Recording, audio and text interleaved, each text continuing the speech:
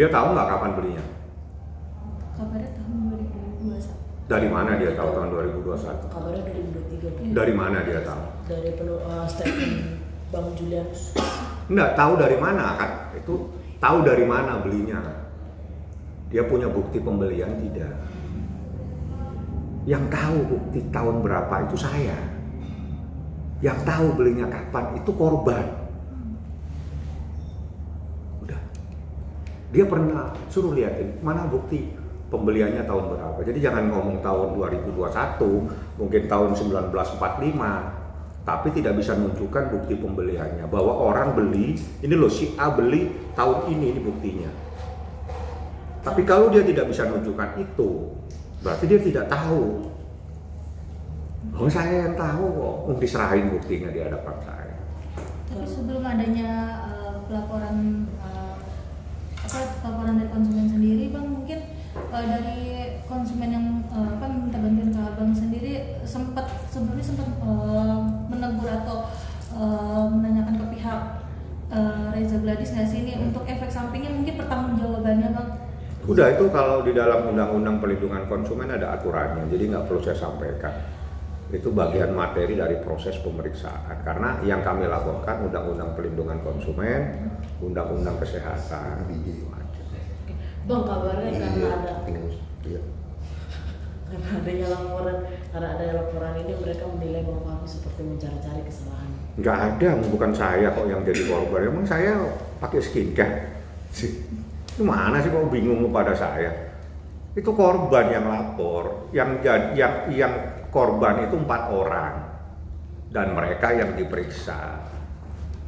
Dia meminta kalau misalnya kalaupun produknya dibeli tahun 2023 baru ada yang sekarang. Dari mana dia tahu dibeli tahun? Saya ini bertanya yang 2 kali sama Anda. Anda kok bisa dibohongi? Wartawan loh kok bisa dibohongi? Itu heran saya.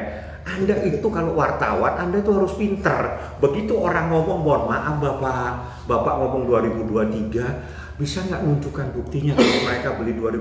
Anda itu wartawan, Anda itu penyaji kebenaran, bukan Anda dikibuli. Kan kita mencari kebenaran. Cari kebenaran, cross check. Anda ngomong 2023, apa buktinya? Anda bisa menyatakan si Fulan membeli tahun 2023. Apa? Nggak ada. Kalau cuma cerita, bisa saja tahun 45 zaman kemerdekaan.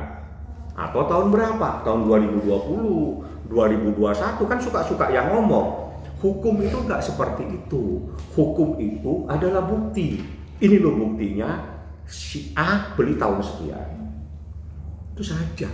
Dan dia meminta kepada 4 korban ini untuk cek ke ahli dokter kecantikan nih, Bang. Ini urusan perlindungan konsumen kok. Bingung kali dia dengan laporan ini. Lu tahu nggak perlindungan konsumen? Sudah.